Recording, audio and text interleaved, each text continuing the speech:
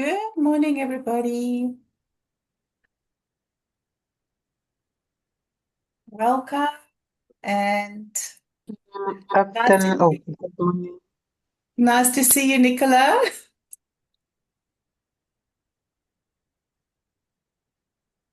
Morning and Swallow.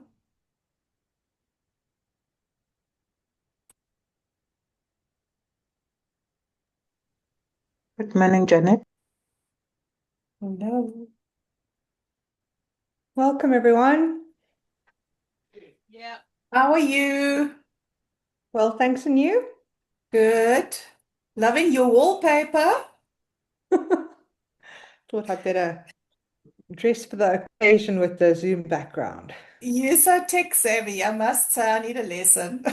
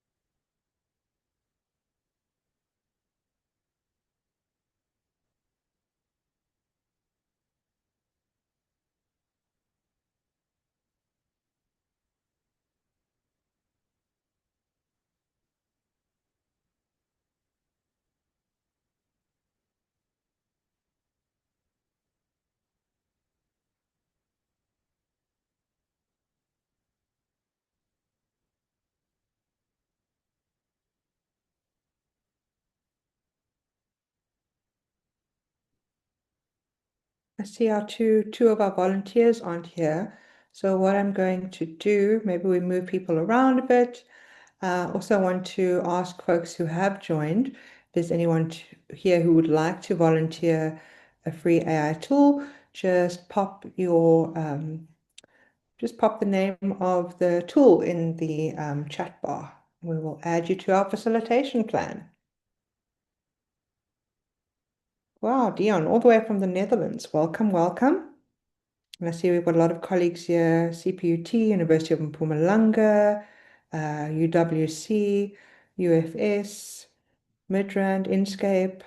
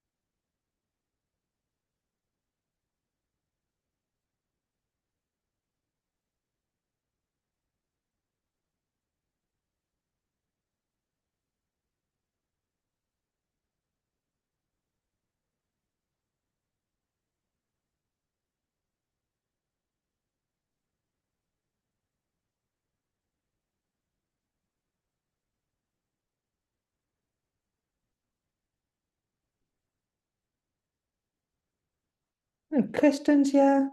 Hi, Kirsten and Johannes. Great. I'm going to rely on you as backup. Maybe you want to showcase a tool for us. And Laura, welcome. And we've got Tony Chewe all the way from Lusaka, Zambia. Welcome.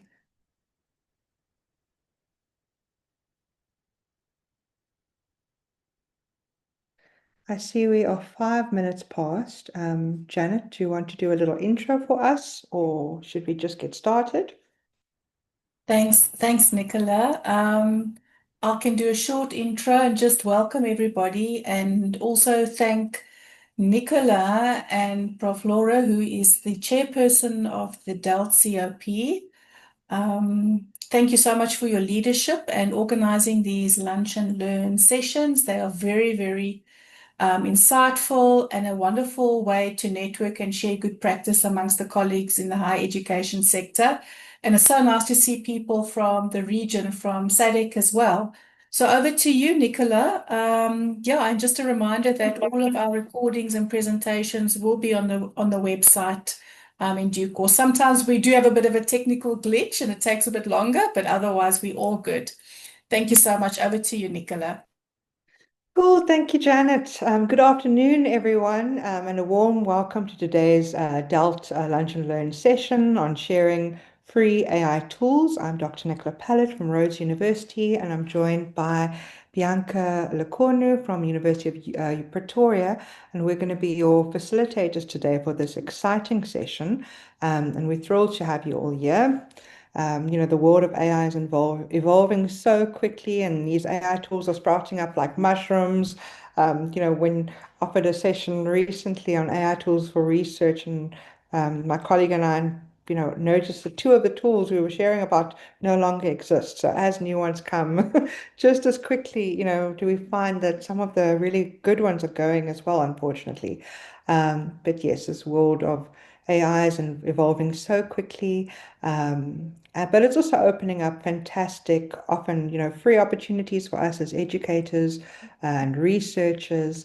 So today isn't really, it's not a deep dive into the technology. It's more of a practical showcase of tools that colleagues all over, different universities are finding useful for teaching, learning, and research. Bianca, you want to say a few words? Yeah, absolutely. Thank you so much, Nicola. I mean, I must just reiterate exactly what you're saying. It is frightening how quickly everything is just developing and changing. I don't think I ever thought that I would be in a time of the world where things were developing at this pace, which I want to say is it's a blessing and a curse, especially in education. As you said, you're using tools, and then suddenly a year later, they're just not available. Um, with that being said, hopefully they're better tools. And I think that's the important thing as to why we are here today, to share the tools that we're currently using. Um, so today we are going to be tapping into the expertise right here in this virtual room. I think that we have a fantastic group of volunteer educators and enthusiasts ready to share their most useful free AI tools for teaching, learning, and research.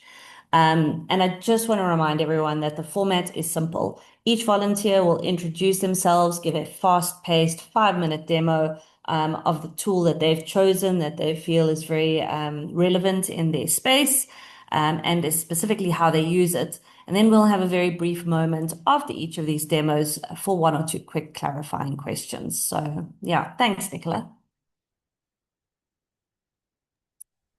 Yes, thank you very much, Bianca. And as I mentioned, we have, Johannes has asked, who's presenting so far and what are they presenting and what can you add? So far we've got Vincent Mabonye from sharing about GenSpark.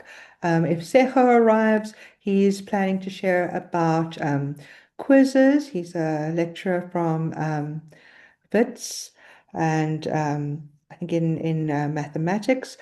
And yeah, Bianca, me and Bianca and I are going to be the backups. But Bianca can share about some, useful AI tools for creating visuals. I thought of, Notebook LM, but let's see how it goes. So please just pop as we go. We'll also, after each demo, so a demo, it's very informal, 5 minutes. What are you finding it useful for?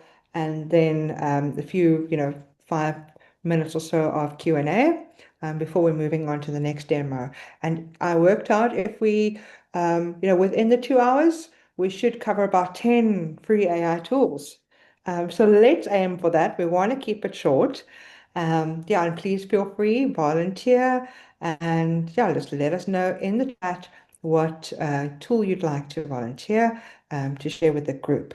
So far, I see Vincent is here. Hi, Vincent. Let's see if your audio is working. Yes. Hello, how are you? Hi. Got a little bit of lag, but let's Hello. see. Think Hello, we about can how. hear you. Hello. Is it static? Is it not clear? No, we can hear you Goodness. perfectly now. Janet, can we give Vincent host rights to Oh, share his screen? thank you. Cool, and we're gonna have Vincent as our first volunteer. Is it Really? not? Yes. Or do you feel like you want a little, should I model it first Okay. for us? I might sort out the internet first to make sure that it's a little bit clear. No, I do not fear going fast. I think my internet is not so. It has some feedback. Oh, okay. My internet is not so. Okay. Yes, we hear what you're saying. Are you having some internet trouble? How about I go first and I'll model Clear it for us. I'll right now. model. I need to first make. So, Nicola, everybody does have share rights. Yeah, let me get. I'll go second. Thanks. Cool, thank you. And I think while Vincent is getting his, yeah, thanks, Janet. While Vincent's doing his bandwidth stuff, I think I'll get us started with just showing what we're expecting from a demo, that you can see that it's not, high stakes at all. We really want to informal and create this supportive space where we're learning from each other. So I'm going to share about Notebook LM, and I'm going to pop the link in the chat. Those of you who do not know it. Okay.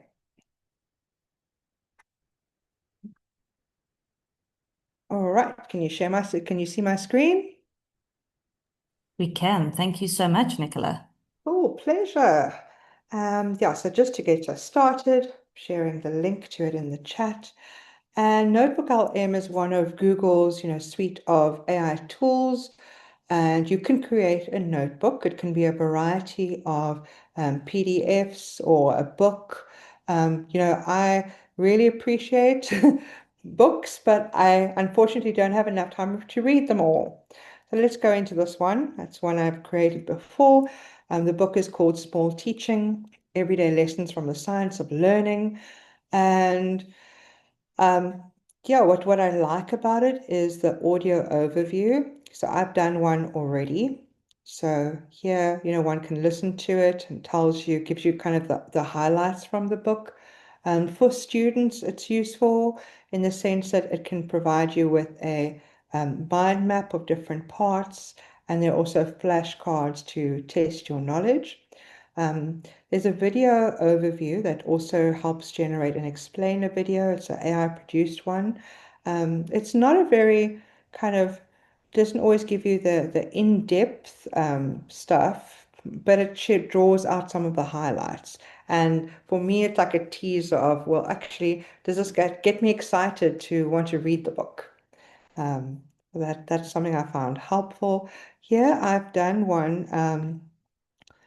So here I put a whole bunch of, my own slides and some articles. I was teaching a session on for a PG DIP program on using student feedback on teaching. And this audio overview I actually shared with people on the course site. So I downloaded it, always listen to it first. I will say that, and preface it with any kind of changes. So the one of the pieces talked about minute papers, but in the little podcast, they spoke about minute papers. So that was the only thing that was wrong with it that I thought I had to mention to the group. Yeah, so I have used it as, also these were the articles that they had, and it was more to kind of get them excited to read further into the topic. So yes, I've used it for student, creating resources, also getting overview from books, as I mentioned. But you can also even when you have so here, There's an interactive mode. Welcome to the deep dive. So you've shared some really interesting material with us. We've got the So when I don't think I'm sharing my computer sound, but what's interesting is you can click on interactive mode and you can insert yourself as one of the podcast presenters. And you can say, oh, well, what does the article say about this thing? Um, so that's just something I found quite cool to play with as well. Let's see, any questions in the chat about Notebook LM? Hi, No. Nicola. It's John here from Zuniland. Hi, John. Can I share my recent experience using Notebook LM? Yes, please do. So we facilitated a international conference on clinical social work. It was based in South America, actually, but it was all a virtual online thing. And the coordinator decided that she wants to put together a book of conference proceedings where we're going to invite the various presenters to just put like a 3-page summary of their talks. And so she asked me, is there a way to get some of this done by AI? Because it was all done on YouTube. So I downloaded last night her lecture, which is all in Spanish. It's an hour-long lecture. I then clipped it and extracted just the audio out of the video, took the audio, dumped it into a transcriber. It then transcribed 22 pages of text, took that text, put it into Notebook LM in the reports section. In the reports section, I wrote, please produce a academic style summary article of 1,500 pages that will be used for a conference proceedings book. It must have a introduction with the background and aim, a main body and a conclusion making recommendations for clinical social work. I need it in Spanish and in English. It produced this incredible output, which is I then sent to her. I mean, I couldn't understand the Spanish, but having then read the summary, I knew what she spoke about for the first time. And it was absolutely brilliant. So I actually used a number of tools in the steps before I put it into Notebook LM, including the transcription, which I used Microsoft 365 Word. On the online version, there's a transcription service, which worked perfectly. I used VLC to extract the audio out of the video, and I used YouTube downloader to download the video. So there were a whole bunch of steps before this. But Notebook LM ultimately produced the most beautiful translation and summary, which with a bit of panel beating and referencing and whatever, we actually going to end up using this and declare it in front of our conference proceedings that these proceedings were developed using AI as a summary tool. So we're just declaring it right up front. And the exciting thing is we even got a National Library ISBN number yesterday for our conference proceedings book. Boom. That's awesome, John. Thanks so much for sharing about that. Yeah, and as you've just demonstrated, your London noted Notebook LM is available in multiple languages. So I'm sure, as John's story shows, it really is helpful in that way as well. And Mohammed Share says, students can dump contents of their courses and then be guided by the lecturer to create or co-create the most useful prompts, or create them for themselves, to create a personalized tutoring. It's useful as a pedagogy with learning outcomes that recognize the hidden curriculum for AI competence. Oh, that's interesting. Okay, yeah, for sure. I mean, students can use this, as much. I think definitely so. Go and I heard of a colleague who actually used this as students would then also read the text. It's not a replacement for reading the text, but engage critically with the podcast and say, well, What did you think were the highlights of this paper and the main arguments? And was there anything that these, podcast presenters actually left out? Or didn't explain in enough detail that you would add to make a more engaging or stronger or critical podcast. So there's lots of things that we, can do with Notebook LM. Okay, Warwick, awesome, interesting. So Warwick shares, yes, Word can transcribe videos as well. Good to know. And Vincent says, yes, you can also use Google Translate. Awesome. We're already, learning from the folks in the room, which is what today is all about. So let's move on to our next volunteer. I'm going to stop my sharing.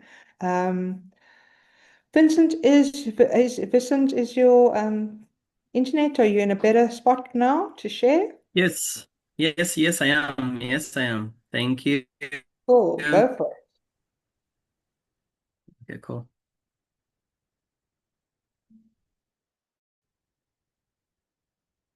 Okay.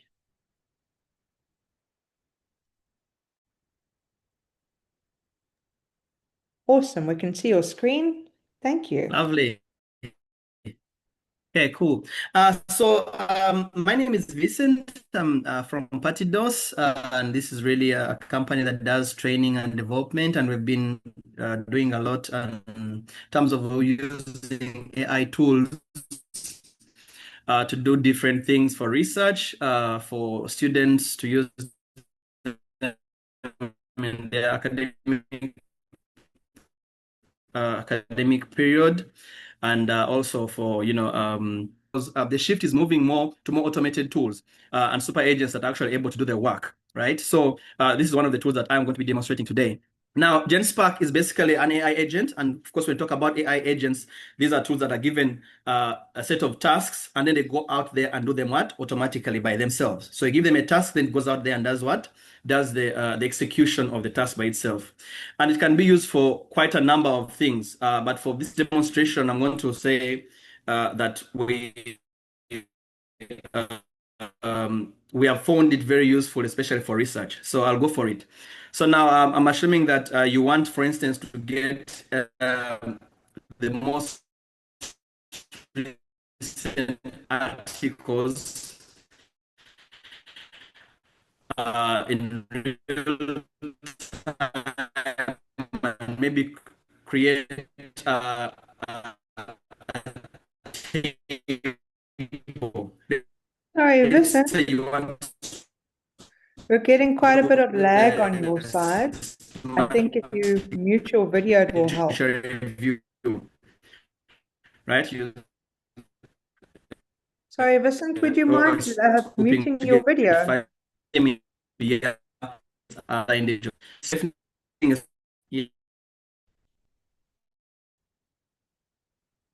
Yeah, yeah.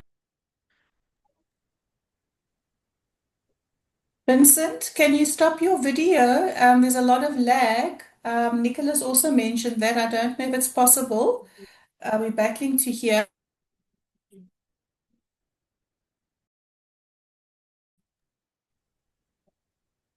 I think it might have collapsed completely now. Well,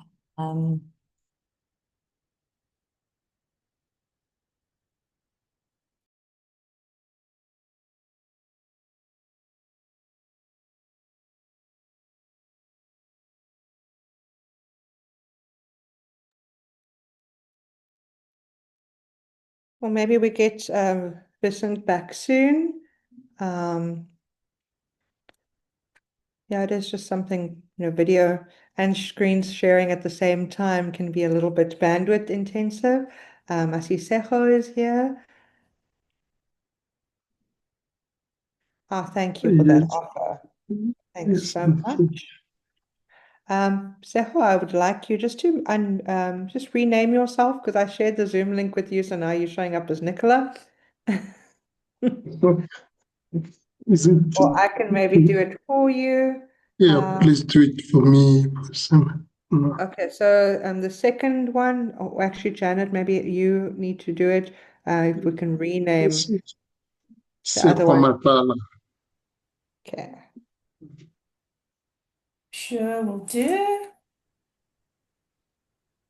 Thank you. Cool. So maybe let's hand over to Sejo while we wait for more volunteers. Sejo, are you ready to share?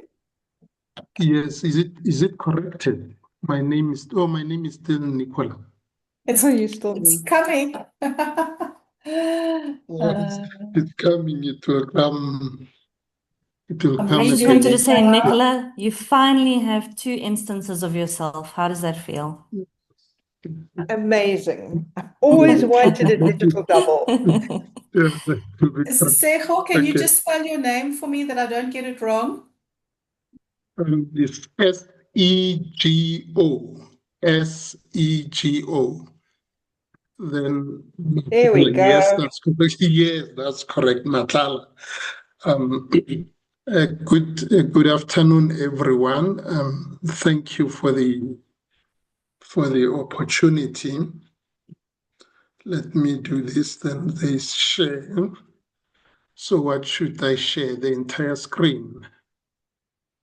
Or just the quizzes or where you've used it. It's up to you. But yeah, your screen should be fine, where you have the quizzes that you're going to demonstrate active.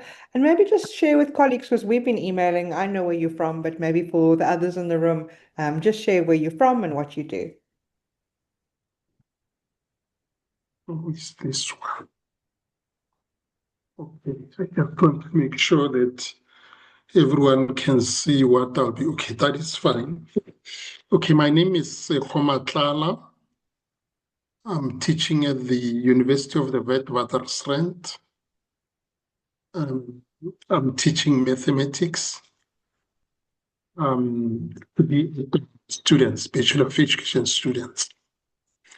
So this is the AI tool that I would like to demonstrate that I often use, particularly in the maths class with my second years, particularly on topics that I think they have got gaps from the high schools. So maths topics like probability, it can be statistics. So I use Wayground. Wayground before was referred to as quizzes, but then they changed the name to Wayground. And if you just type Wayground, then you will land on this page.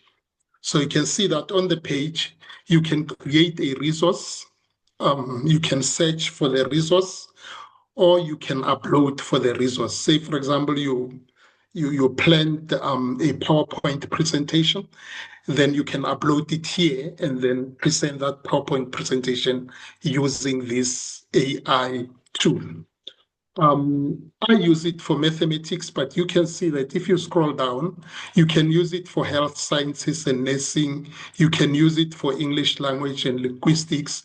And you can see that under English languages, there are several topics. There are many topics. You can click here and then say, see all. It will depend which topic you would like to share with your students. You can use it for science.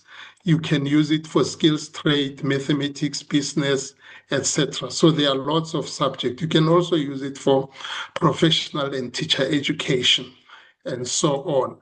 But then when you register, it will ask you to register. You can choose that your focus is on university or is on those grades, professional teacher development. But for my case, because I'm at university, then automatically it will lend me into university. Say, for example, I'm just going to give you just a glimpse. Say, for example, you are doing English, and you can choose which one you want to do at your level. Say, for example, you click on grammar, which is verb, tenses, and so on. If you click there, then after that, then you have got all those topics here. Then you can decide which one you want. Say, for example, I'm looking at the verb, say the verb to be. So I click there. Then it will generate a quiz, which is an assignment, or which is an assessment. The verb to be, you can choose which topic you want to explore under the verb. Say, for example, the verb to be, it will have 15 questions. You can click there. Then it will give you the set of questions that you want to do. You see my sister, then and etc. etc. So on this one, the good part of it is that you can copy and edit this. You can save it for later use. You can share it with your students. You can generate a worksheet. You can even assign it to the students. You can choose not to show answers by clicking here. So if you're done with that, you can also on this side, that's the quiz that you can generate for the English language. And then you can also do presentations. Say, for example, again, I go to English, that's the grammar, the parts of the speech. Apart from the assessments, you can also do, where the presentations, I'm just gonna go back. Yes, there you are. You can also create presentations. Let me just take the English one while doing this on the verb. Parts of speech. If I do the parts of speech, the top part is the assessments, but you can also do presentations. I'm just going to scroll down. Here are the presentations. The presentations are already PowerPoint presentations. So if I click one of the presentations, it's already generated. So that's the parts of the speech. If you want to do the parts of the speech, you can do it like that. You can have, it gives you the notes already of what you want to do. You can copy and edit, you can save, you can change whatever you want to change to adapt it to your class. So there are also videos and most of the things are here. Okay, thank you. Just gonna stop sharing. That looks like a very fascinating tool, Seiko. Thank you so much for sharing. I think it's particularly impressive for a lot of our language issues that we're experiencing in many of the spaces in our university. I saw there, for instance, I'm actually working on a course currently in the medical field, and that looked fascinating that there was a whole medical terminology section there. So I can see myself using this already. Thank you. Thank you. Thank you. Wonderful. While we are here, everyone, I just want to find out, is Vincent back? Are we Hello. finding love with the internet? Yes. I think I had to get three backups, but I hope how part Glad of to them hear just that you're back. yeah, sorry about that, colleagues.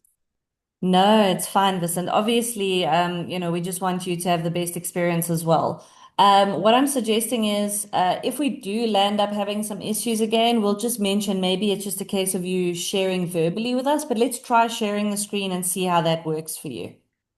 Okay. Wonderful. Thanks, Vincent. Okay, cool. Thank you very much.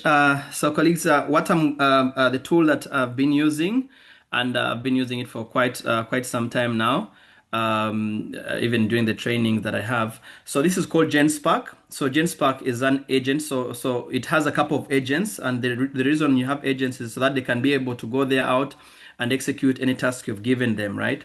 So I'm just going to demonstrate how you'd probably use it for, let's do it, say doing a systematic literature review of maybe 5 papers on a recent topic on something.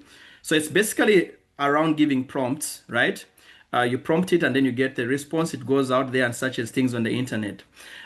What the first things you could see here is you see different agents. So when you see here plus the new agents, there's a super agent, there's one that works with slides, and all these have specific purposes for which they can be used for. So I'll just use the normal super agent, which is basically the one that gets the skill sets of the agents across the board. And I'm just going to tell it I need a systematic literature review of top 5 papers on any topic really. It could be any topic. Let's just say something random. Don't know why that came out on forestry. Okay, and then it has to be precise, and then you say I need keep it within 5-year period.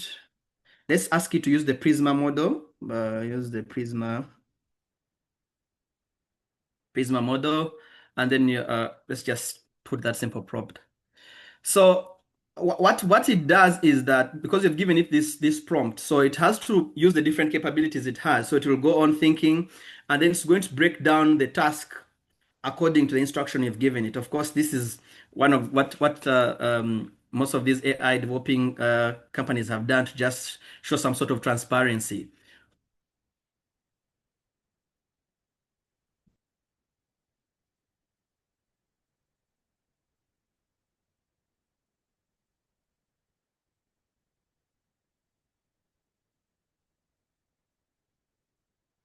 And so it goes on thinking,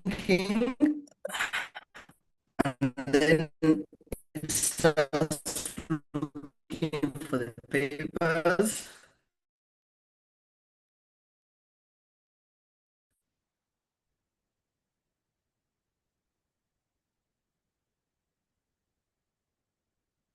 So what you're going to see on the side here is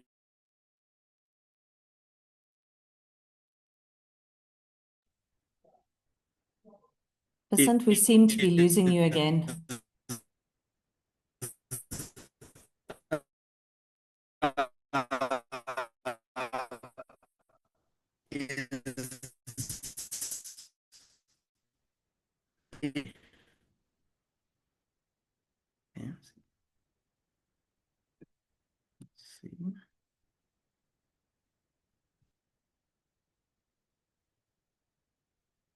Sorry, there we go. So it has got some papers here.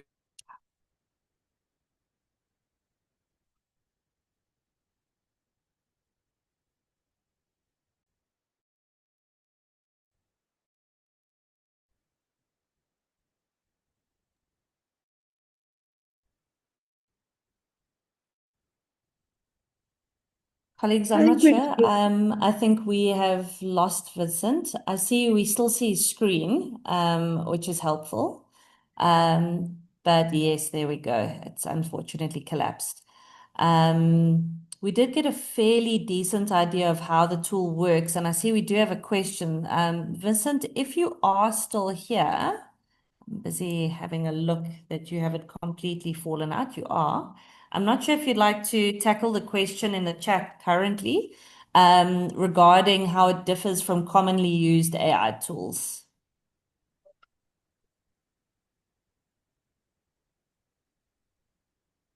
Yeah, I've tried that one, and I think other than the deep research, you'll find that previously a lot of tools did one thing, like generate an audio overview, or and nowadays they just seem to be doing so much more.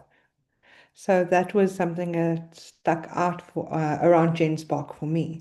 Um, but yeah, maybe colleagues who have tried it and are in the room can also share an answer to Widad's question around how a GenSpark differs from other AI tools like ChatGPT, Copilot, and so on.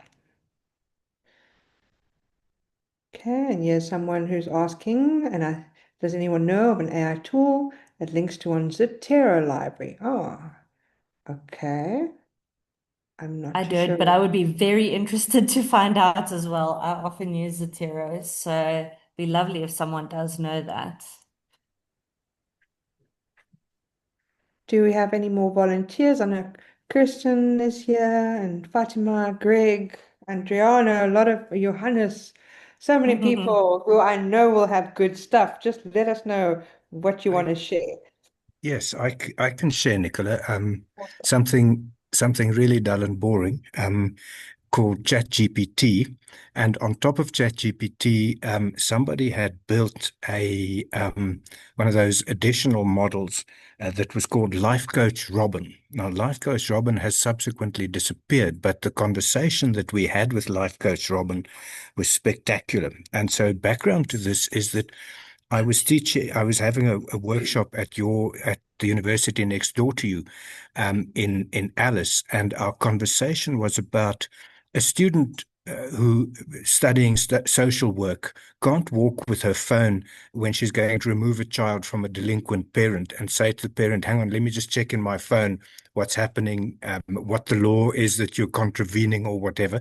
So I said, no, but you can actually use any AI to make a simulation for you up front, so that that you can actually have 4 or 5 conversations with a parent before you actually go there. And so I'm quickly going to share my screen, and I'm going to show you just the conversation that we had with regular old ChatGPT. And so what the conversation said here is, "Please, will you assist me with the role play exercise? I want to improve my skills as a social worker as to remove a child in need of protection. Please, will you act as a parent who does not want the child to be removed? I'll play the social worker. Will you also play the role of an instructor and comment on the processes that go along? You are a non-compliant parent whose vulnerable child is being removed by a social worker. Resist the removal using arguments such as denial, anger, and bargaining. Respond emotionally and realistically as a parent might. Also act as an instructor who pauses the role play at key points to give feedback on whether the student social worker is following the correct and humane procedures." So, what's her name? Life coach Robin says, "Absolutely, that sounds like a powerful meaning exercise. I'd be honored to help you practice this. I really love the way this AI talks in human terms. I'll play 2 roles, the parent, the instructor. Set the scene, but please tell me the age of the child, reason for removal, the setting, whether you'd like this to be a South African child protection law, since you're doing that, or a different country. Once I know, we'll start the role play." So there we give the instruction. 10-year-old girl alleging maltreatment, child spoke to a teacher, informed social worker, and so on. By the way, this was actually done by a lecturer in social work who worked with me to do this. I wasn't just dreaming this up. We did a team project. So here's the setup. You're arriving at the family home for removal under Section 151 South African Children's Act, which is correct. Following report, 10-girl Lerato has disclosed mistreatment to her teacher. Teacher informed your social worker, and after assessment, you decided I'll be planning Mr. Mokoena, Lerato's father, emotionally volatile, resistant, and denial about the instructions. And I'll also be instructor Robin, who will pause the scene intermittently to give you feedback. All right, take a break, step into your role as a social worker, and start the scene. Ready, you may begin. So I say, "Good afternoon, Mr. Mokoena. I'm a social worker from Childware, and I've received a complaint. May I please come in so we can discuss it?" These words were not mine. They were given to me by the lecturer of instruction. She was playing the role of the student. I just did the typing. So parent says, a complaint, opens the door slightly frowning. I really like the dramatic notes. This life coach Robin clearly was a playwright in her day. Complaint about what? I don't understand. Who's saying what about me and my family? I don't think you need to come in here. Whatever it is not true. Rato is fine. People are always making up stories, and he steps in front of the arms crossed. You hear one thing and suddenly you think something else. Then Instructor Robin pauses and say, "You opened well, calm tone, respectful introduction. You identified yourself and your purpose. Good start. However, this early stage resistance stage helps to build rapport before pressing to enter. Parents often feel accused and defensive, acknowledge their emotions, and de-escalate. Give a gentle statement like, "I can see this be frustrating, Mr." And then restate your protest. So then we say, so I made a mistake, and so now he says, "What do you want to come in for?" And then it says, "Good, you stayed calm and consistent, and your repetition of your introduction shows professional." Oh yeah, that's right. I just repeated the instruction.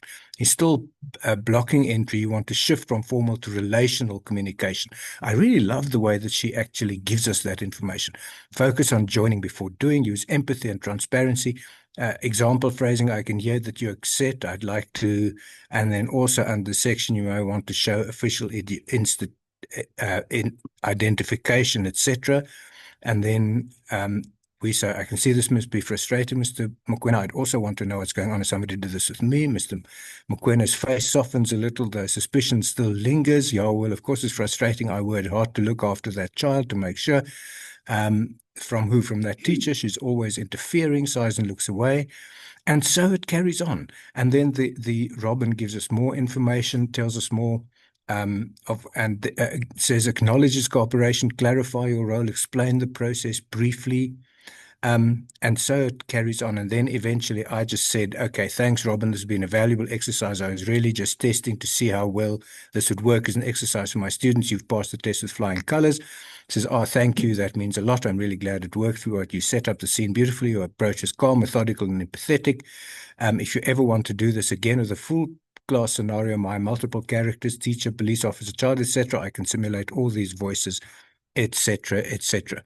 So that was just a brief little story of how we used just very basic old free ChatGPT to do something that we would be.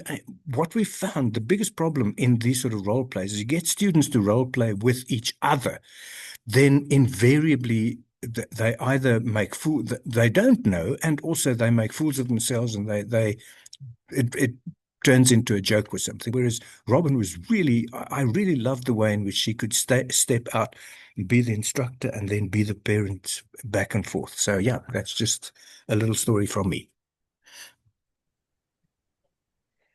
Thanks so much, Johannes. We really appreciate it. That was really interesting, Um, so many ways of maybe tools people are familiar with, but a different way of using it. That's really interesting. So our next, yeah, thanks for sharing with us. Are there any questions for Johannes? And someone, I think it was Liesel, noted how that was a very very detailed prompt. So do you write the prompt yourself, or do you actually use, I know some colleagues like to use chat to write the prompt for them. So I help me do write the both.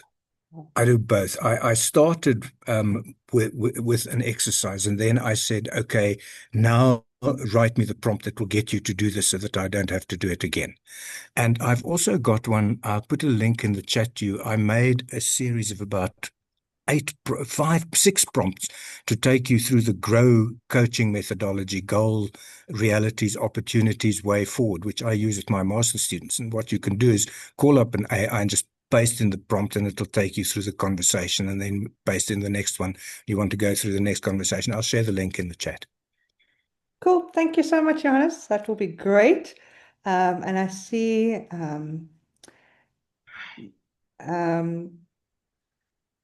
Dion has said a powerful example using an AI tool like ChatGPT empowers the organization to do more. Okay, so that was because you were using you spoke about the plugin, yeah. That is now no more. Yes, actually, Yeah. Adriano, I showed people Notebook LM, but maybe if you want to show Napkin AI, that will be really great. We haven't Oh, had something Napkin is visual. cool. Yeah, cool. Go for it, Adriano. Okay, let me just get this open.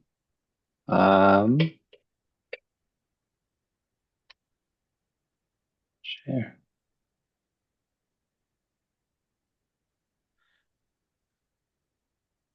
Okay, I'm just sharing now.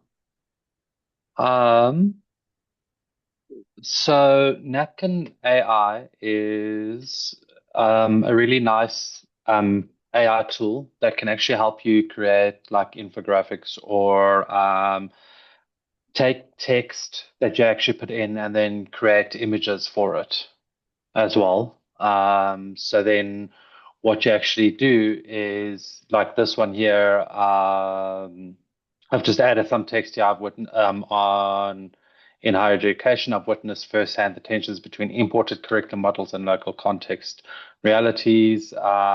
So it's actually showing curriculum and complicated conversations, and got a whole lot of Bernstein. So then what it does is you actually add the text in, and then it will actually create the actual images in between it. So let me just go to a napkin.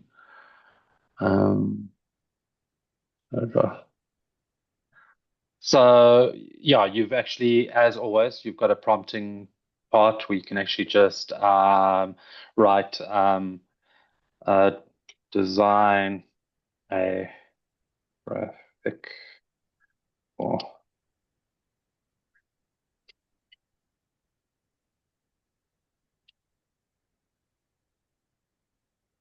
Okay, so then you can actually go to Natkin, then it'll actually start writing about it.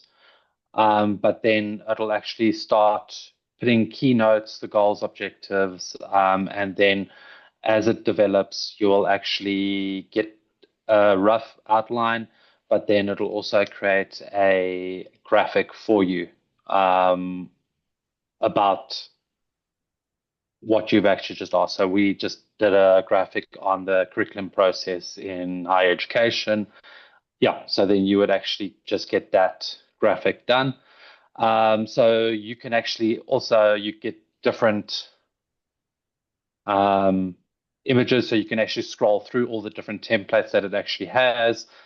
And then you could actually just choose the one. Let's go for the pyramid. And now you've actually got a representation of your actual data and what you've actually written on. So this is a nice quick way of, if you actually want to start writing and developing like papers and you actually struggle to do the graphs and infographics of it, it'll actually take your notes. So you can actually go in and we can actually import a file. We can actually go and browse and then upload. So let me just that. So this is a lot of what I've just done is critical incidents. It was just talking. So Spark search image. So you can actually upload, and then what you can actually go in and edit as well, and search rectangle. So I haven't really done this that much. But yeah, so in this, you can actually just start looking at styles and just create different images for you for your courses or for research and stuff like that would actually help you develop things like Foster as well. So yeah, that's about all on Napkin. There's a lot more that I know I haven't really gone through. But so there you would actually yeah, but it's actually powerful. It's nice. And I know that sometimes it actually takes a lot of time and effort to actually start creating images for research as well. So we could actually just choose the one we want, and then you've actually got a nice graphic of what you need to do.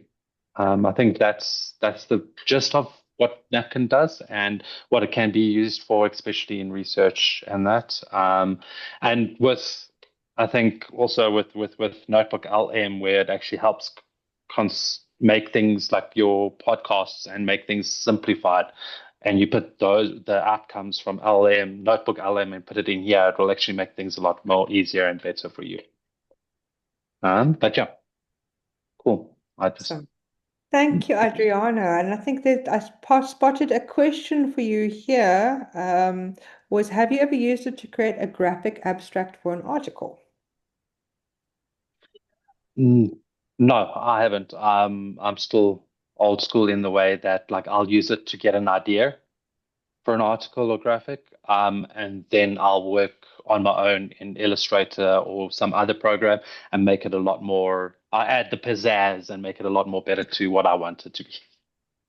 Awesome, because you have those professional skills, of course.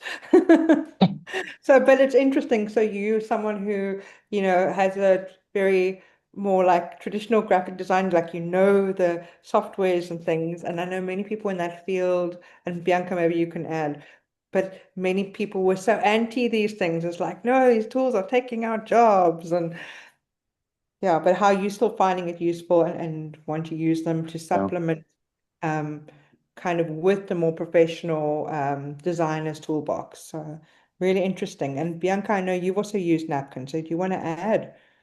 Yeah, I mean, I also come from a graphic design background. So you're absolutely right. A lot of people fear the tools, but I think the important word there is tools, right? And I think that anyone who's come from a graphics background and knows the tools understands that you yourself, you're still the creator, the designer.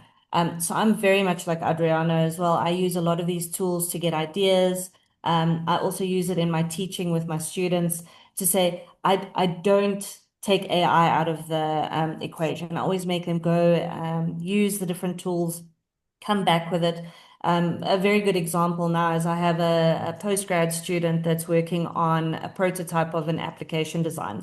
And he used ChatGPT as a sort of starting point, and it vomited out because he was creating an African application, and it vomited out everything that it assumed Africa to be.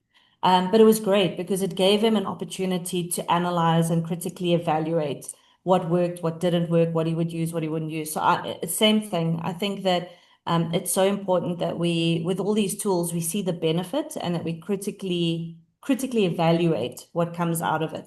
I think Prof. Cornelia did the same thing, looking at all those the way that the chatbot was asking and questioning and really looking at the human side of that. Just to jump back into Napkin, we are often using it to help because as now a learning designer working with SMEs who are very petrified of graphics, using it as a starting point. So they feel a lot more comfortable sort of bringing something to us, and then we can sort of extract from there and develop a graphic out from that point. So in terms of infographics, I would definitely say that Napkin AI is the closest that I have used to creating somewhat successful infographics, and especially because you can edit the graphics. Where if you just ask chat, for instance, to create an infographic, it's one flat image. And it becomes very difficult to unlearn a lot of that stuff. Where at least with Napkin, you are able to click on the graphic, edit the words, create and change different things within reason. And I find that very helpful. Okay, I spotted a few more questions. How good were the infographics? I think it was. Have you found it to be very helpful? I think it was Dion that asked that. I'll speak from my perspective. I found the infographics, as I say, I think as a launch, very good, especially if you're not one to work in graphic design software. I think it's a perfect foundation. And because you're able to edit them, it really does give the power of, I want to say, infographic design to the layperson. I think that it is worth testing out in your particular space. And I think that as long as you're not working in a very graphic design or art history or space, graphics, as long as they visually teach or they visually explain, you're doing something right. So I would definitely suggest using Napkin AI to start off with and play with the editing tools. I'm sure Adriano can also talk from his experience. Yeah, Bianca, I share the same experience. But what I also find is, especially with complex data and complex ideas and all that, it actually helps simplify and take those keywords out, which sometimes it's harder. So then when I see it visually, then you can actually sort of also break it down and make meaning from it a lot more easier.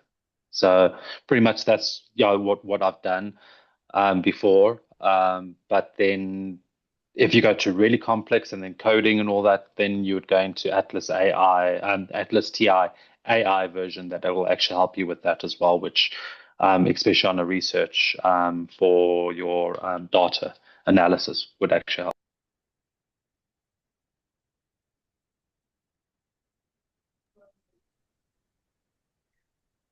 Great, thanks so much. And I see in the chat we had someone, who was it to volunteer? I think it's Zainu or Claude. An interesting use of Claude. Yes, I'll just share my screen. Great, thank you. Just let me know if you can see. Not yet, but in the meantime, maybe you want to share with colleagues where you're from. Okay, sorry, I'm from University of Johannesburg. So what I'm going to show you is what I teach at honors level. But my level, I'm actually a coordinator of an extended program. So I teach at first year level, but I also do some honors teaching. So can you see my screen? Yes, we can see your screen. I'm fairly old school, but I think I've just embraced AI to a next level for myself, for my teaching, and I think just seeing the next generation of students. So I love Napkin. I just wanted to add to that because I think it's made my preparation of my PowerPoints cut in like I think a tenth of the time that I would normally take. But with Claude, what I've done, so it's more teaching and learning, I think, than research. But we'll take past papers, and I do this with them in the class because they also struggle, I think, to know which one to use. So I upload a test, like one of the previous tests. My prompting needs a bit of work, but I just wanted to do it with them so that they could see how they could use it for test preparation and uploading that test and saying, can you please study the attached and provide 20 discussion points, which can be used to ensure students are prepared for the test. And then it gave like a whole build up. So I give them past test papers and journal papers, and they've been doing this in terms of because the scope is quite large and it's a very theoretical kind of module. So it provides them with like a list of questions, but then what we do at the end is we'd have flashcards, which is interactive. And then if you open this, it kind of goes through, and they can then use that as like groups to discuss the questions and check their answers. And then so it takes that and develops the flashcards for them. So I've done this with a lot of my teaching and learning stuff just to help the students kind of do a little bit better test preparation rather than sitting with all this content and not being able to utilize it. And then what I do is when I do my own test preparation, I go back to what I did with them in class. And I also use Claude then to help me phrase questions a certain way.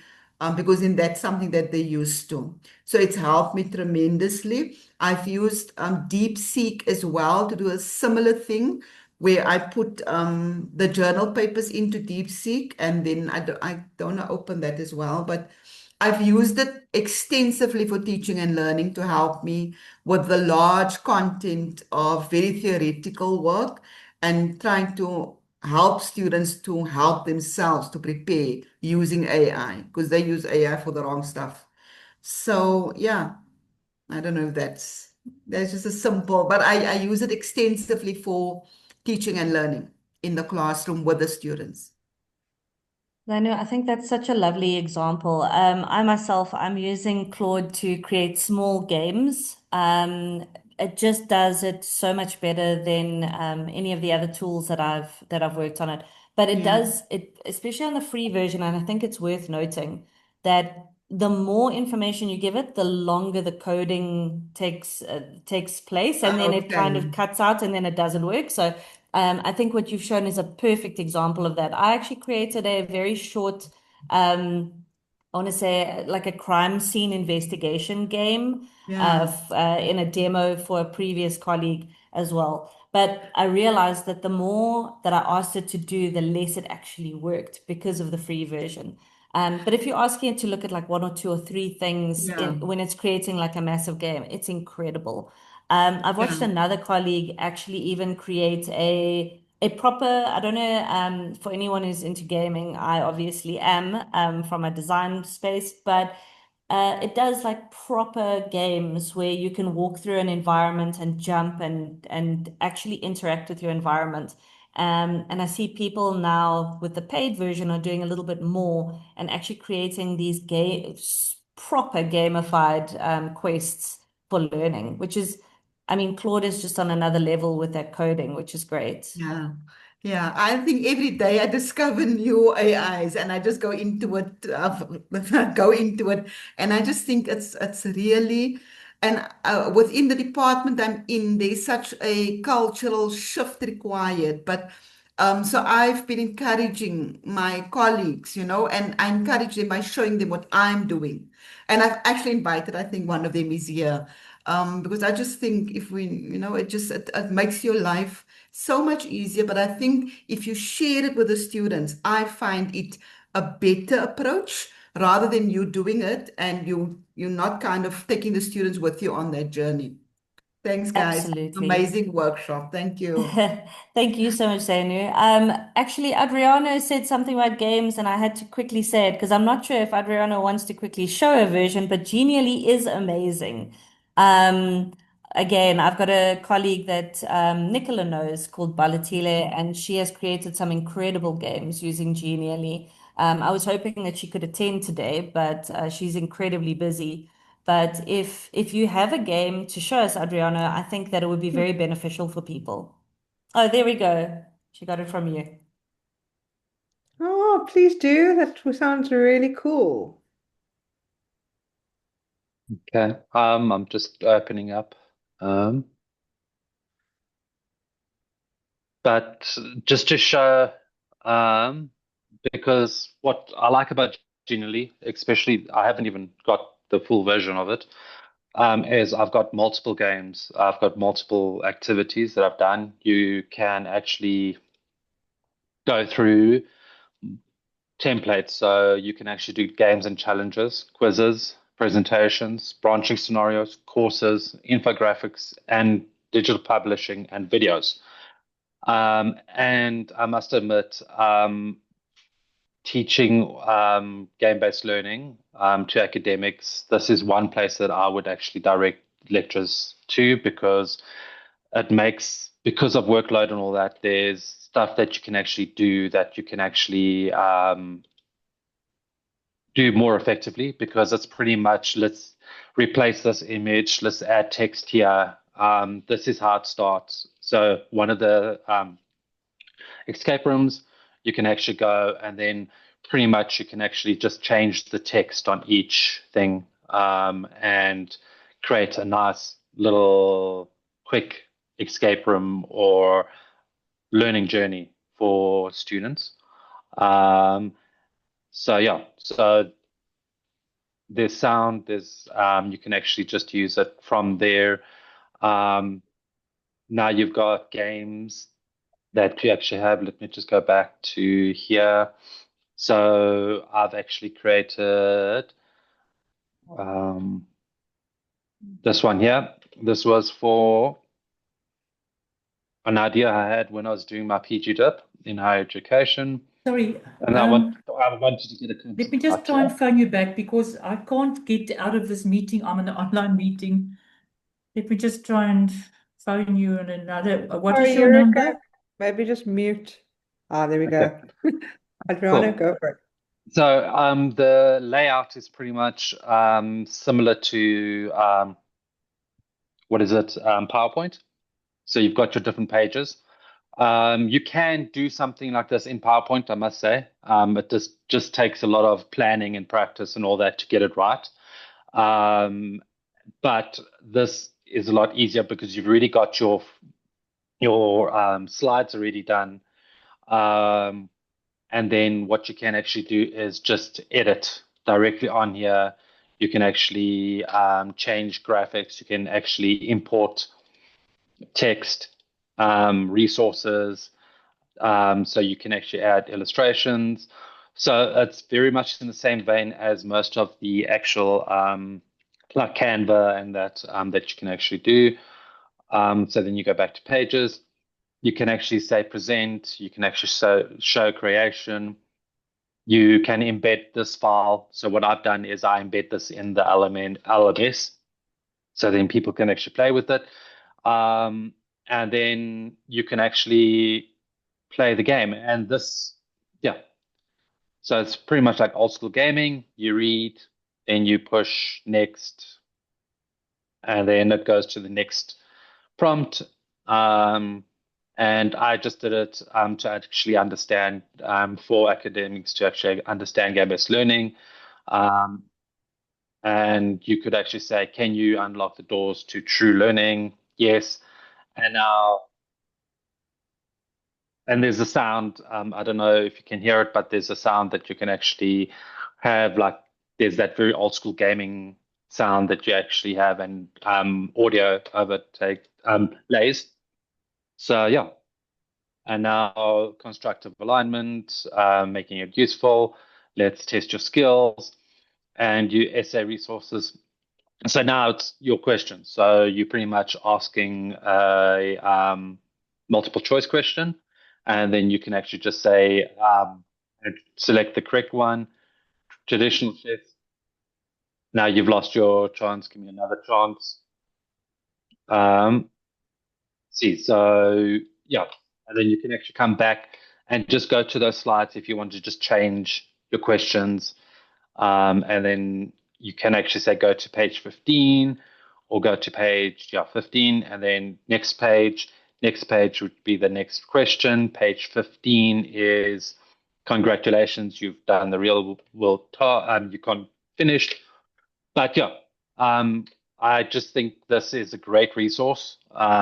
You've also got, like, for one of the courses we've actually done is I just created a nice quick infographic timeline that works well. But yeah, I think for everybody, have a look, have a play, and I think it will just actually add more playful learning engagements for you and your students.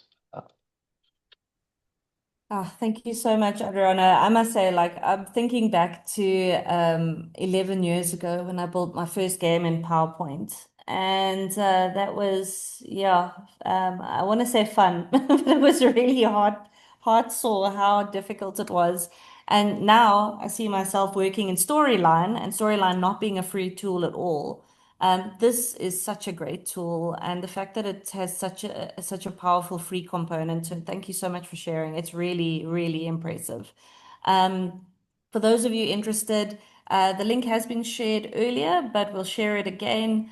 And that is for Genially. So Genially is incredible. As you saw there just towards the end, there's also ways to create a pretty amazing timelines as well, which is wonderful.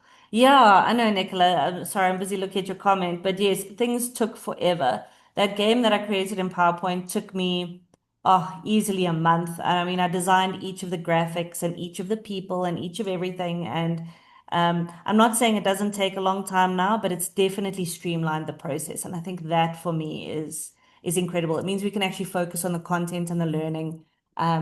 Because the graphic content is sort of dealt with in that. So thank you so much, Adriana. I really appreciate it. Cool, and I think let's just also give, I see Johannes has shared an invitation. Johannes, do you want to just tell us a little bit more about the sessions you're doing in December? Yes, let me quickly tell you. So it's pretty much the same format as we're doing an open discussion with some of us telling what we've been doing and so on. So it'll be driven mainly by Francine and myself, but we've been advertising it quite well among the various WhatsApp groups and so on that I'm on. And yeah, don't buy a ticket from Quicket. Use the link that I've given you there and just register as a presenter and just say, I just like to attend, and then just type in free as a guest of Professor Grenier or something like that, and then you're very welcome to come. So day 1 will be teaching, and day 2 will probably be learning, and day 3 will be research. And it's a long lunch presentation like this one, starting at, I think, 12:30 and ending at 2 or 2:30 or something like that. So that's the story, and you're more than welcome to attend. Thanks so much, Johannes. And then, Kirsten, I think I would also like, we've been just having a little side chat. I know you've got some interesting stuff to share with us. I'd like you to share now, and while colleagues think about the next AI tool they want to share. So let's have Kirsten share about some of the stuff he's been involved in before we move on back to tools. Yeah, so this is my first time here, and I'm really fascinated. Nicola, and Johannes, you probably saw I took some of those tools and I stuck it into the WhatsApp group. And so I asked Nicola if it's fine. We have a WhatsApp group, which is absolutely fascinating, and keeping track of the latest trends, interesting readings, new tools that pop up.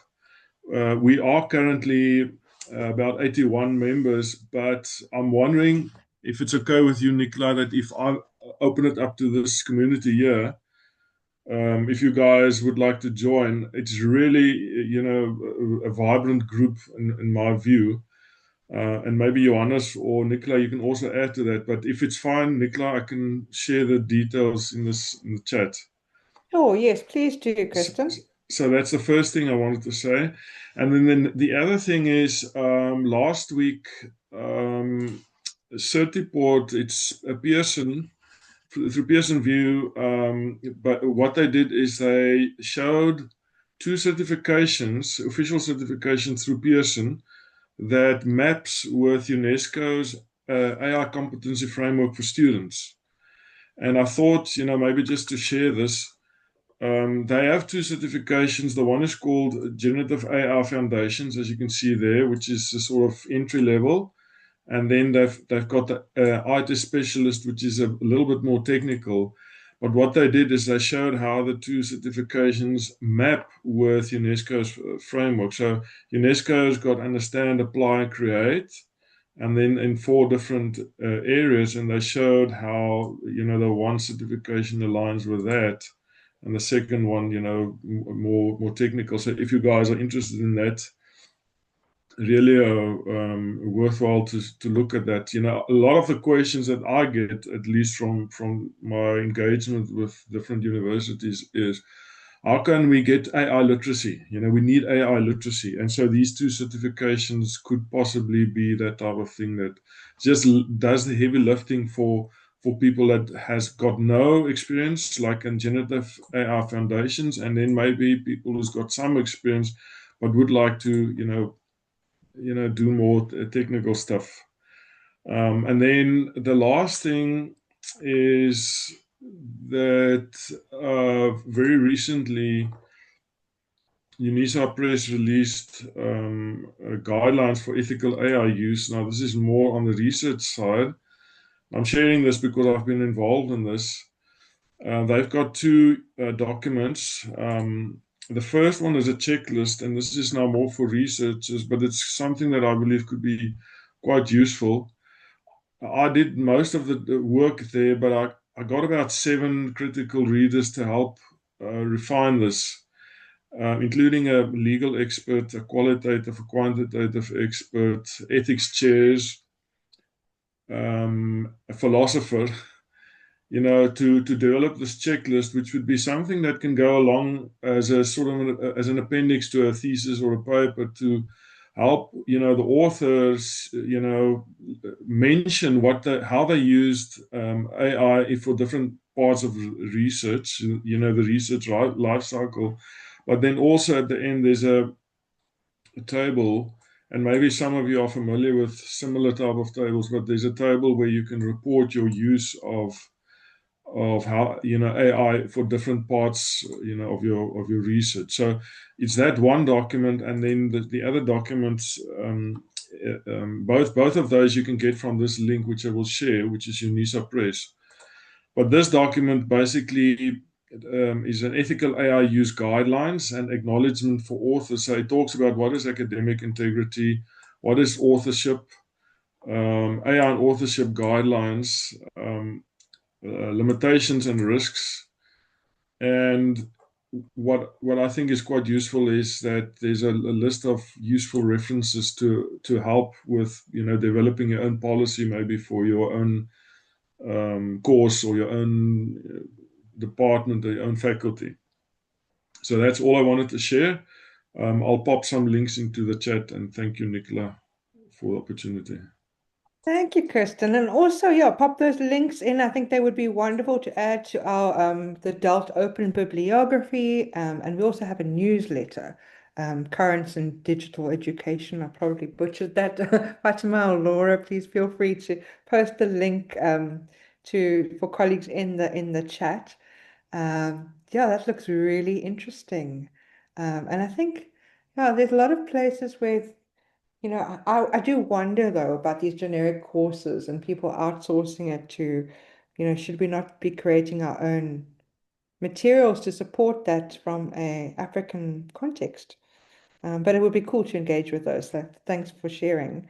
Um, Maybe together we end up building something, yeah, more localized. AI tools for generating newsletters. I think for newsletter content, maybe.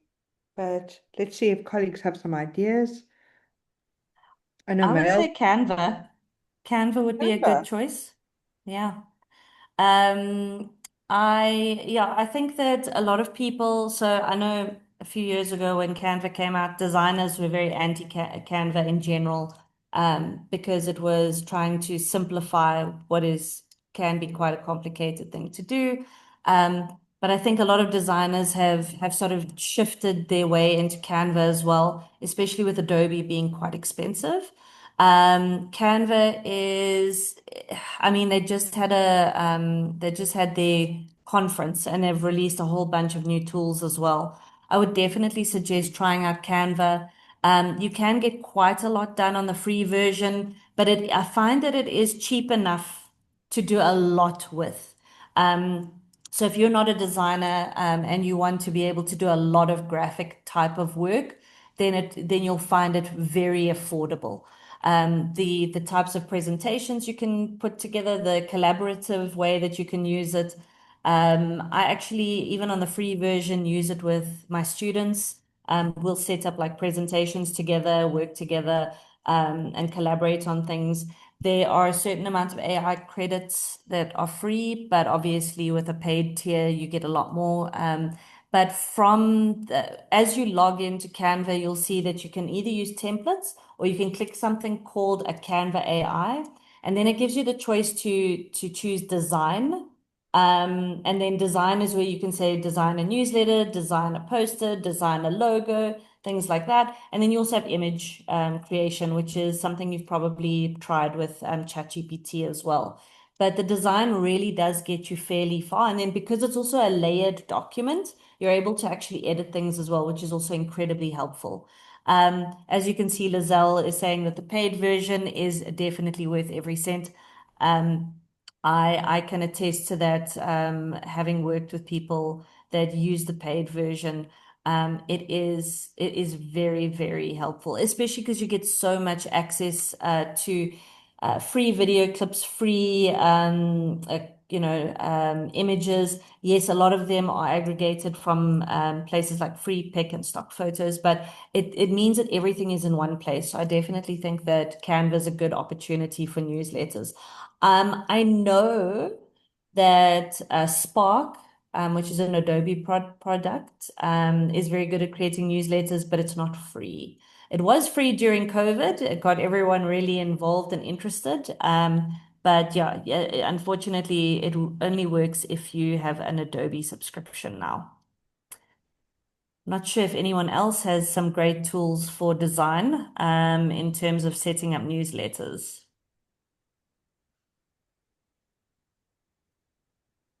Let's have a look in the chats. Okay, I think most people are feeling very strongly towards Canva as being a good option, and I think the learning curve is actually very easy. And there are so many tutorials on YouTube that it's a very easy jump into the design world to be able to create and just drag and drop content. And as I say, with their actually, do you mind if I share my screen? Then I can actually show it. Go for it. I'm gonna go for it. Talking about it and not showing it doesn't really it's not conducive to what we're doing here.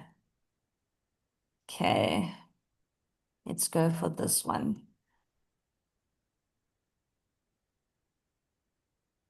Okay. Yeah, so as I said, once you get into Canva and you've pressed create, you will get either a page with your designs or a page with templates, or you can choose Canva AI and you can see what you can do with AI. You can even create little videos, images, you can even create like code. So there's a lot of really great opportunities in Canva now as well. And then, as I say, if you click on design, it gives you all the things you can do in the design space. You can even choose, am I doing something for social media or creating a presentation, marketing, cards, invitation, logo? There's a lot here.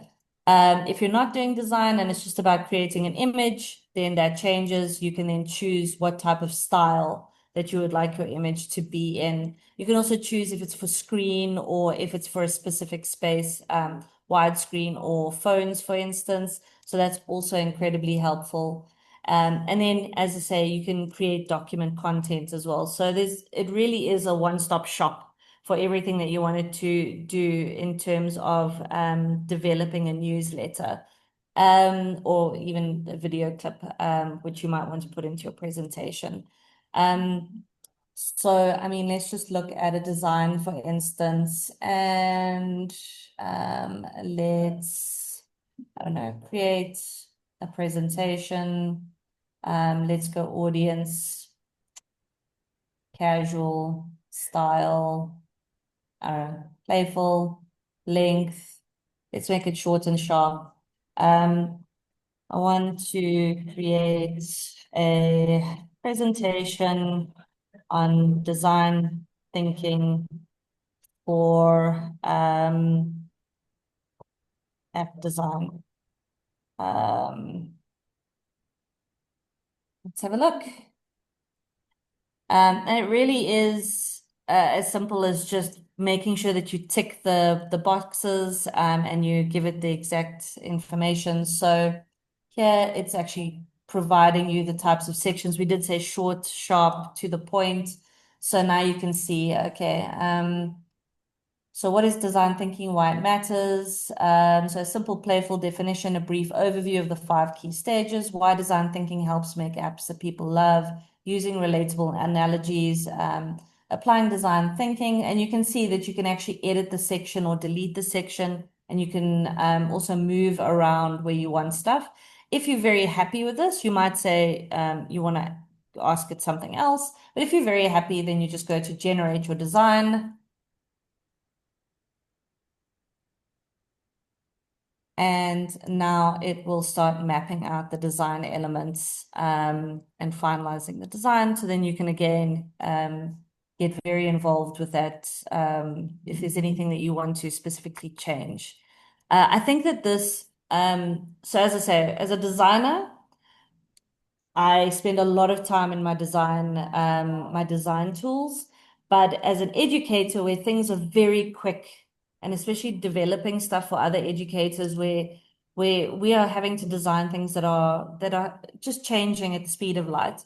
Tools like Canva are irreplaceable. So here you can already see there's an example, design thinking unleashed, design thinking for app design thinking for apps. So there are 4 different examples. I'm a huge fan of this, so let's have a look at it. And then you can see now I can actually go and edit it. I've got all my pages. I can change different sections of it. I can, again, if I wanted to add something there, you can see I can change it. So it really is helpful in setting up and updating the framework of a presentation, a newsletter, a poster, and then you working on top of that.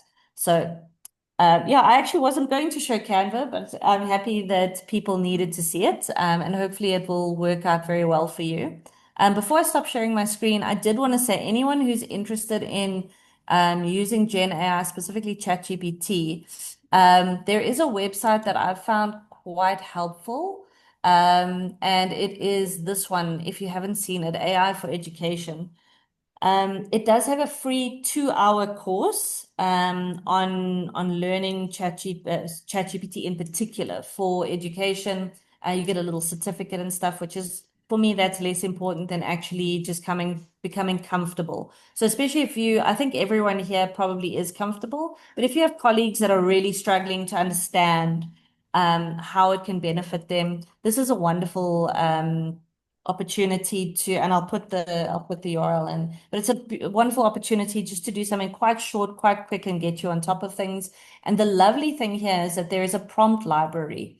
So for anyone who's really struggling with thinking about how to prompt, because I know that that is something that we have to learn to really get what we want out of it. This one is really helpful, especially if you're starting out.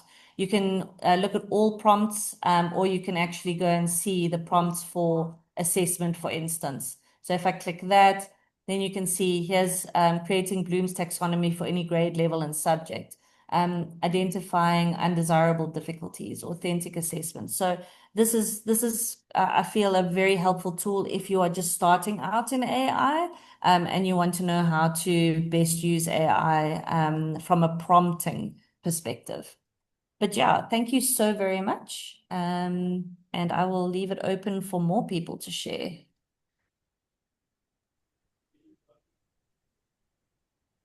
Yeah, there are so many tools out there, guys. It's insane. And I think, what's happened in the chat is people have said, "Oh, does anyone know of something for this?"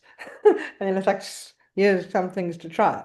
And so it's interesting how the session has evolved from a demos to, is there a tool for this? Yeah, and I think some things, I had an email from a lecturer a while back saying, I want my student to check consistency between in-text and sources and a reference list. And I tried one out recently called Recite, but it's unfortunately, I think some of it is more like it picks up more mistakes. It was picking up, and this was a chapter that a copy editor working for this team of guest editors, it was in the final stages. So it's not like it was terrible. At that stage, the chapter was quite polished. And yet, Recite picked up all these inconsistencies. But you can kind of choose your citation style and then say, look for consistency. But yeah, maybe people, if you know of other ones like that, but I'm going to share Recite anyway. Maybe you know of some that are really good for that kind of thing, and it's something that in future, and what I thought was useful about it is that it was ephemeral. So it's not storing your document anywhere within, I think it was 36 hours or something. It removes your document from the database. So that is good to know. Okay, Lovable, yes, Lovable for coding, yes. So Dion says he's used Lovable. Grateful Vibe coding, and you've got some other, so people who are more into the dev side of AI and want to make apps.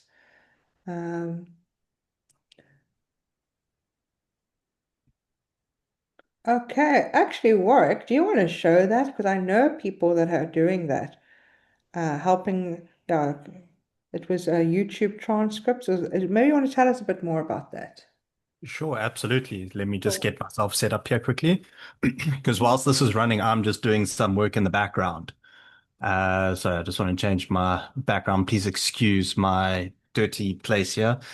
So colleagues, what I did was I used a lot of video resources when I was teaching. So my entire process was the methodology of becoming a CAT teacher for postgraduate certificate education. And one of the things was I would find some wonderful YouTube resources, but to spend the time to actually find what I need and build resources around it, it was a bit time consuming, especially with everything we have to do. So if you don't mind, I'm just going to actually pull up a YouTube video here. So it's been a while since I've used Zoom. So here we go. Right. Please let me know if you can see my YouTube screen, because I'll just show you some nice things here. Okay, so I'm just going to pick something randomly here. Yes, I'm an absolute Star Wars nerd, so please don't judge me on this. So one of the things that I've done is I've actually built a Google Chrome extension where it allows me to break this down into two areas, being a YouTube creator or an educator. But one of the downsides, I'm still trying to get it right, is that when I open up my Chrome extension, it'll actually pull in the transcript, but it doesn't do that.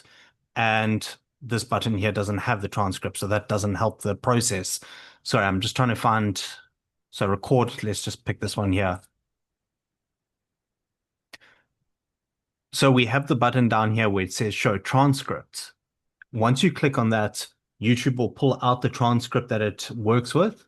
So depending on when it was loaded, how long it's been, it can take some time to generate.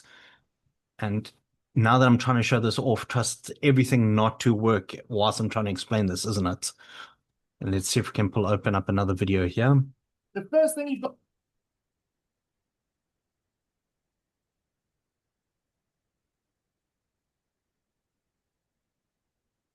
And this is absolutely fun that it's not working. But anyways, colleagues, what it does is it will pull the transcript in here. As an educator, we can summarize the video into 5 key bullet points for educational use. It can generate up to 10 MCQ video based on the video. So we make use of the Canvas learning management system where it allows us to actually take a YouTube video and embed a quiz on top of it. And what's nice is we can then use this because what happens with the 10 MCQs is that it actually puts in timestamps. So you can go to those particular points in the video and add the questions to that timestamp where it covers that section. Then also provide 3 to 5 creative student activities based on this idea, as well as write 3 to 5 learning objectives using Bloom's taxonomy or Bloom's verbs. So I'll work with the School of Education with inside of Stadio Higher Education. And right now, we primarily are focused in on foundation phase and intermediate phase, as well as postgraduate students. So for our foundation phase learners, this is a wonderful tool where they can start using video resources inside of their own teaching practice when they actually make their way into the classroom. I would love to have shown you a very good example, but for some reason, the transcript is not working or playing nicely with me today.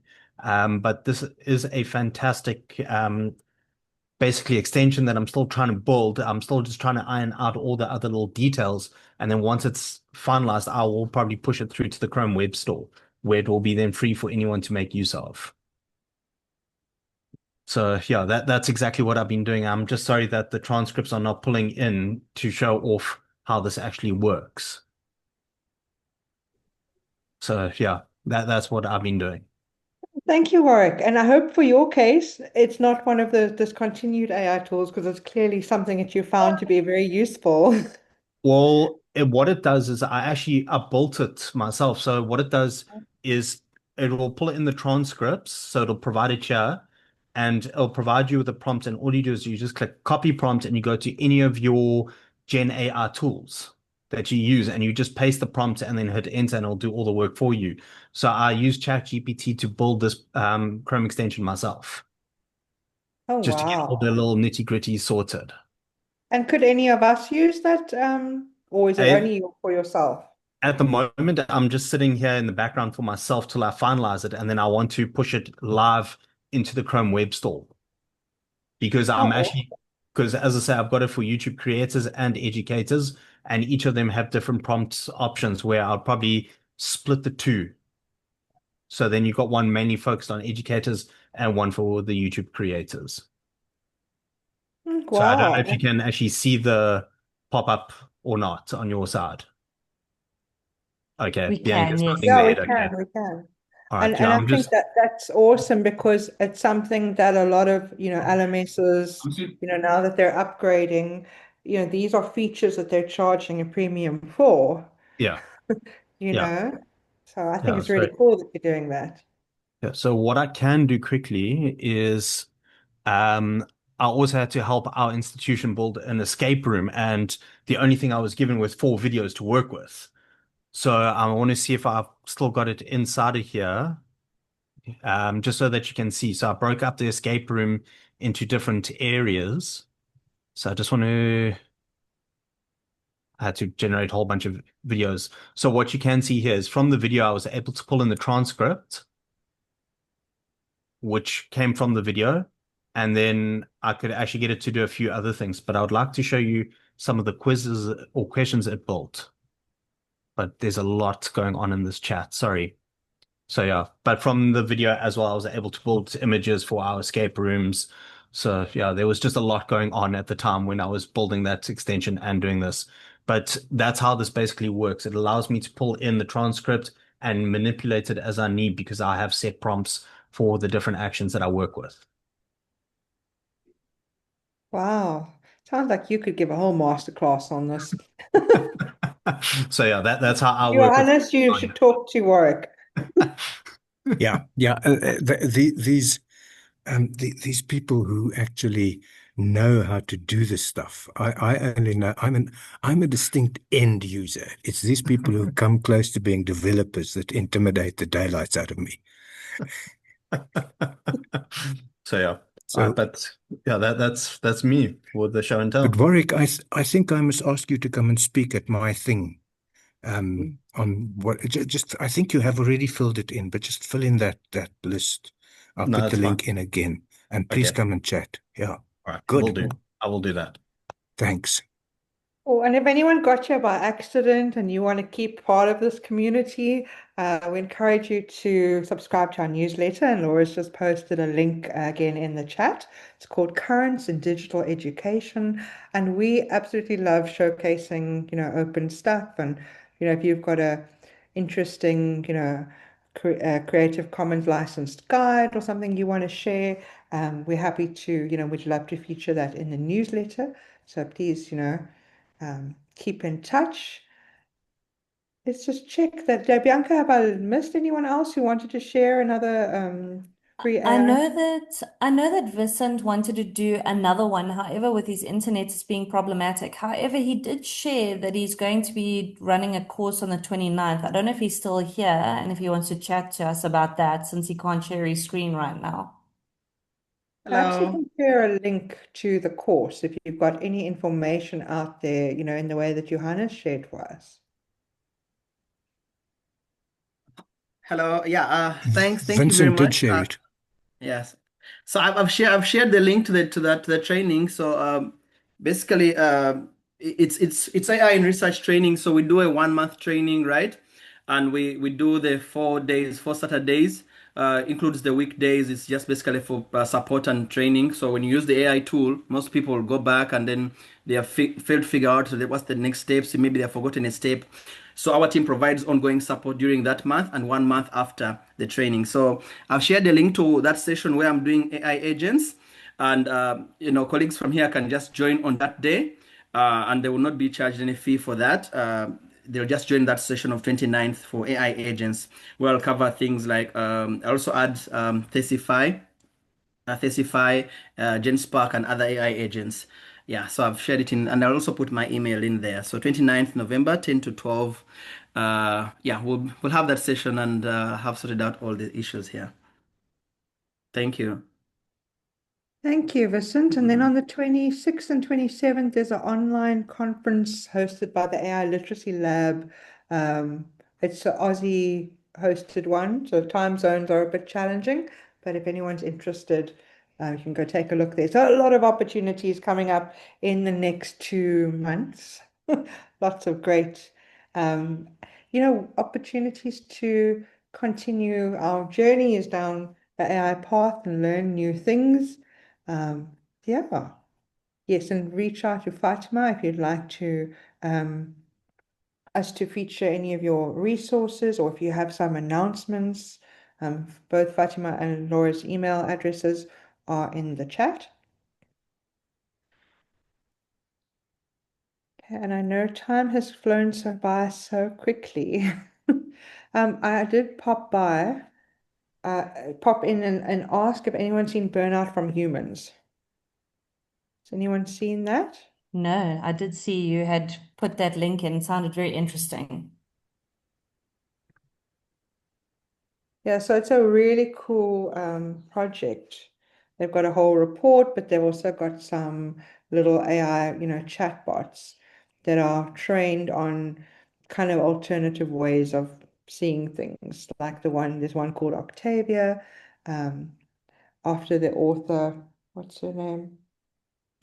She's I want to say Octavia Butler, but I could be wrong.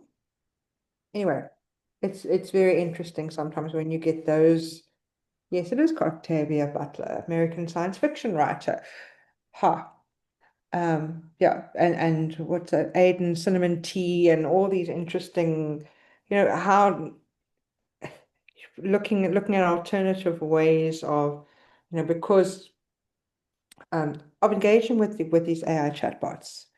Um, and then they're more the conversational variety, but people can check them out. Um, Nicola, I'm not yeah, sure. I probably have one more tool to show in 2 minutes if anyone's interested. go for it. Mainly because I just set it up and because I hadn't shown it, I was like, let me show it.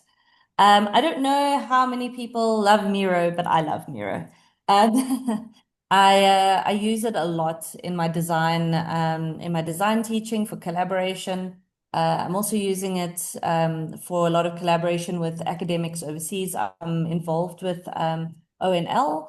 For anyone who's interested in that, that is just trying to get academics from different spaces into a comfort zone of teaching online. So I spend a lot of time trying to help academics in different spaces get comfortable with online, and we often give them scenarios. So this is a sort of example scenario, an example reflection for how we might look at a particular topic. So this scenario, for instance, is about sharing research, and it's about open educational resources, and how do you overcome that fear? So then we would give a scenario, and then people would make little notes. And then trying to go through those notes sometimes, especially like this is a small example, but we often have 8 separate groups of 5 to 8 people, and now you have this colossal reflective space, and you might want to try and summarize it really quickly, and it becomes quite hard. And so I must say that Miro's been really good at starting to add some AI tools into the mix as well. So I thought I'd just showcase one of them. So if you are ever working in a space where you're using collaborative tools like Miro, and you have a lot of different ideas, what you can do is you can highlight all of the content that you want to use in the AI sort of query. You click the AI button, which is create with AI. And then in this case, I want to create a summary. So I'm going to create a document. And then it's going to ask me how I want to describe it. So I created this little tool here. So I want to create a summary of all of this. And I want to create a summary of the highlighted sticky notes in the following way. And I just want to make sure that they're all highlighted again. And yeah, I want to make sure that I group them by topic. I format the text with a header that is relevant and write a short summary with key actions.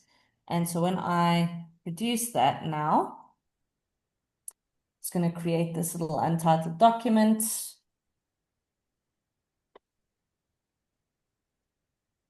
And essentially, of course, it's going to create an error.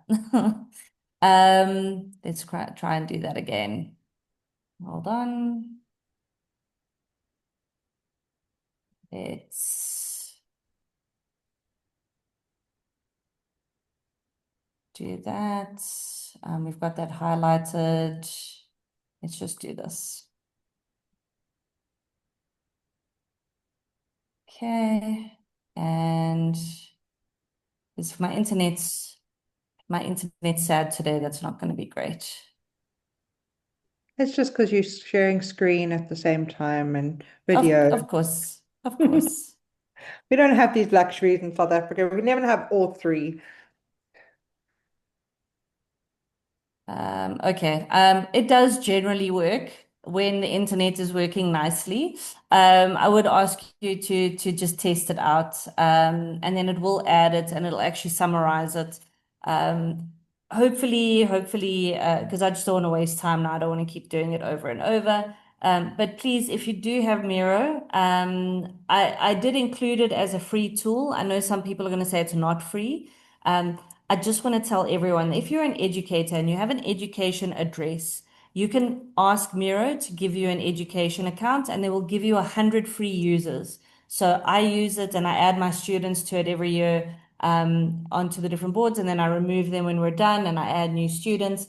So it's wonderful that you get access plus 100 users, but you must apply for the education version. I can tell you if you're using the free or a paid version, there are modern AI tools that they've released 7 days ago, which are super exciting to me. You can read all about them actually. They're calling it sidekicks. So sidekicks are almost like little, I want to say, people that you're working with. So they're AI bots, if you will, and they guide you through different processes. They're really, really amazing. You just do not have access to them on the educational space. But I would request that you go and look at Miro sidekicks if you are a fan of Miro, and to test these great little tools out. So thanks. Thank you so much, Bianca. And I think we went over 10. I wasn't counting, I lost count. Sorry. I think the ambition was that we were going to share 10.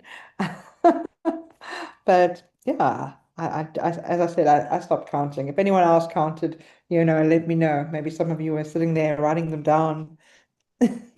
Otherwise, we'll get the AI for this meeting to transcribe it for us, and pop in all the links. I think that would be a useful resource.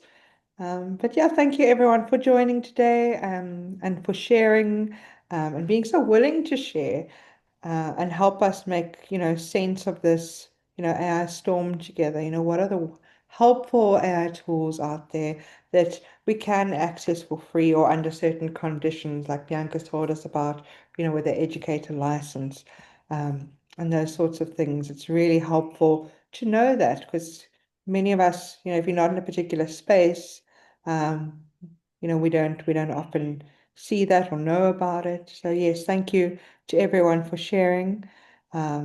Yeah, how we will share the recording. Janet will put it on the DELT website.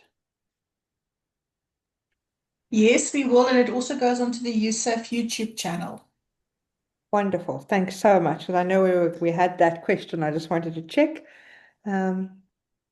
Yeah, and have a great day further, everyone. I think we're kind of winding down, so I'm going to call it. Absolutely. Cool. I just want to also Thank thank you. you, Nicola, for everything and for organizing these things with the rest of the team. I think that it's very helpful to have spaces like this, and it's been so overwhelmingly incredible to learn from everyone today. So I just want to say thanks to everyone as well. Awesome. Thanks, Bianca. And I remember, folks, there's the DELT newsletter, that's shared in the chat, and the WhatsApp group that Kirsten shared about, and Johannes's opportunity and Vincent's opportunity. So there's never, there's so many opportunities to continue learning out there. So best of luck. And we should do a follow-up. In 2 years to 2 months' time, we will all have learned so many new things. Thank you. Cool. Have a great day, everyone. Thanks, Nicola. I was just thinking we need to share the same principle with our maths group, our community of practice for teaching and learning of maths, and also for African languages. There must definitely be AI tools that they could use in those spaces as well. So I think I might be pressing on your button sometime soon. Thank you. So Janet, thanks for saying that, because I was actually doing quite a bit of work now on multilingualism with one of my students, and actually looking at a lot of tools and what we can do.